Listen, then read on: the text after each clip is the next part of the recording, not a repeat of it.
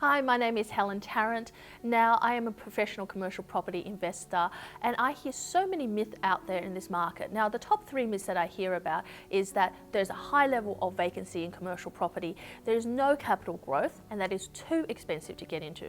Well, let's address those three because vacancies, yes, there are vacancies in the market, but I have 52 tenants, and if you actually manage your properties and are really proactive and have strategies around it and know where to buy and satisfies the criteria that I use when I search for a commercial property, and that's about finding a hub that's already got synergy and finding an area where it's predominantly owner occupiers so that there is actually less vacancies, less available stock in the market. You actually have a lot less vacancies and the retenancy period is much shorter.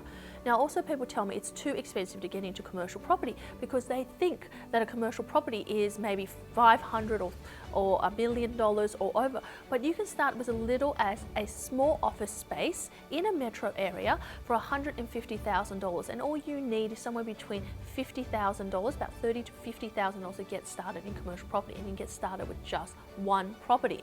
And the other thing that most people talk about is that there's no capital growth. Now, in capital growth in commercial property, you really have to see it in hindsight. Now, in hindsight, the reason that you look at capital growth is seeing what has happened in the last few years. Now, we've seen that in Sydney, practically every commercial property have doubled and some between 2012 and 2018. In areas like Albury and Wodonga, probably have gone up 30 to 40% in commercial property, and that's in a regional area.